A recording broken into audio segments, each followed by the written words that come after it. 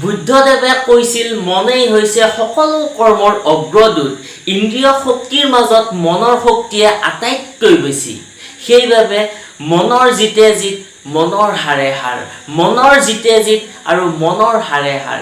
যিজনে হাৰি সকলো এৰি পৰাজয়ক মূৰ পাতি লয়, তেওঁক ইতিহাসে মনত নাৰাখে।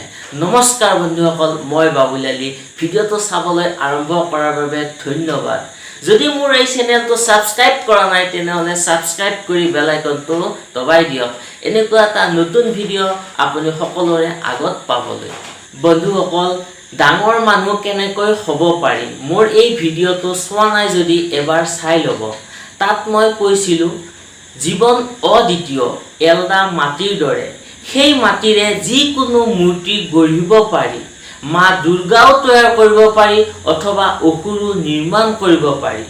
পিতৃ মাতৃ বন্ধু কোনেও জীৱনৰ সেই মাটি লদাৰ পৰা নিজৰ পচন্দৰ মূৰ্তি তৈয়াৰ কৰি দিব নোৱাৰে। উৎসাহ দিব পাৰিব, পৰামৰ্শ দিব পাৰিব, কিন্তু নিজৰ জীৱন নিজেই তৈয়াৰ কৰি ল'ব লাগিব। এইটোৱেই পৰম সত্য। বন্ধুসকল, মনৰ একান্ত কামনাকে ইচ্ছা বোলে। ডাঙৰ কিবা এটা কৰাৰ বাবে সেই ইচ্ছা লাগিব। নিজৰ জীৱনটোক সজাবলৈ হ'লে মনত এটা জেদ লাগিব। জীৱনত সফল হ'ব পাৰিম বুলি মনত আত্মবিশ্বাস থাকিব লাগিব আৰু কামটো কৰাৰ বাবে আগ্ৰহী হ'ব লাগিব। চীনামাটি আৱিষ্কাৰক বাৰ্নাৰ্ড গেলিলীৰ ঘৰ আছিল ফ্ৰান্সত। তেওঁ ছবি আঁকি, কাঁচত ৰং কৰি, জৰীপৰ কাম কৰি ঘূৰি ঘূৰি দিন কটাইছিল। এদিন এটা মাটিৰ পিয়লা তেওঁৰ হাতত পৰিল।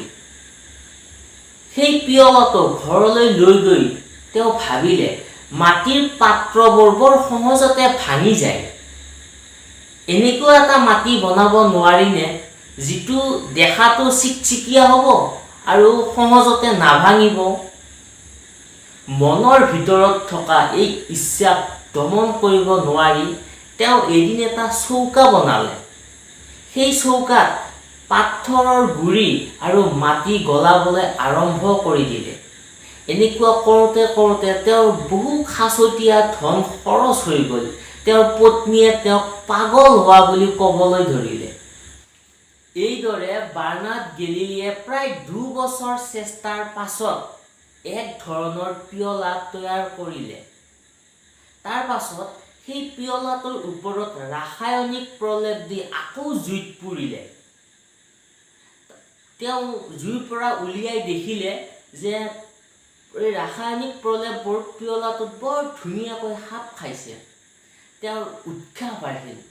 নতুন কিবা এটা সৃষ্টি কৰাৰ বাবে তেওঁ পৰীক্ষা তীব্ৰ গতিত চলাবলৈ ধৰিলে। পৰীক্ষা কৰোঁতে কৰোঁতে এদিন তেওঁৰ সকলো কয়লা শেষ হৈ গ'ল। কয়লা কিনিবলৈ তেওঁৰ পইচা নোহোৱা হৈ গ'ল। উপায় নাপাই তেওঁ ঘৰৰ বেৰ ভাঙি, ঘৰৰ চকী, বিচনা এইবোৰ কাটি তেওঁ জুইত ইন্ধন হিচাপে দিবলৈ আৰম্ভ কৰিলে।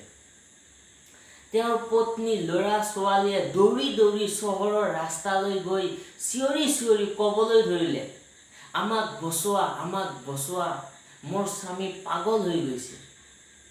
তেওঁলোকৰ কথা শুনি সকলো মানুহ দৌৰি দৌৰি ঘৰলৈ আহিল। আহি দেখে অবাক কাণ্ড, জুইৰ পৰা চিকচিকীয়া পিয়লা ওলাইছে।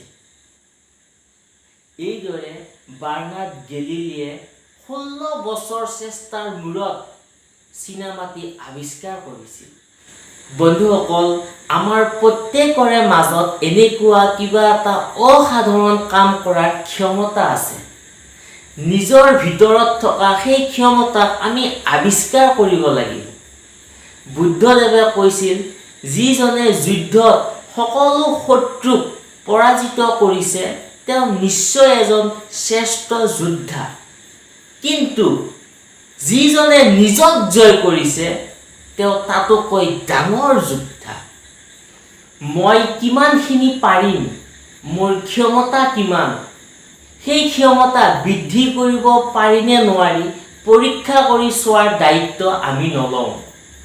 যিসকলে লৈছে তেওঁলোকে সফল হৈছে আৰু যিসকলে লোৱা নাই তেওঁলোকে ব্যৰ্থ হৈছে সেইবাবে আমাৰ সাফল্য আৰু ব্যৰ্থতাৰ বাবে আমি নিজেই দায়ী মা দেউতা বা অইন কাৰোবাক দায় দি লাভ নাই বন্ধুসকল যদি ভিডিঅ'টো চাই ভাল লাগিল তেনেহ'লে লাইক কৰিব এই চেনেলটো সাবস্ক্ৰাইব কৰিব ভিডিঅ'টো শেষলৈ চাই থকাৰ বাবে ধন্যবাদ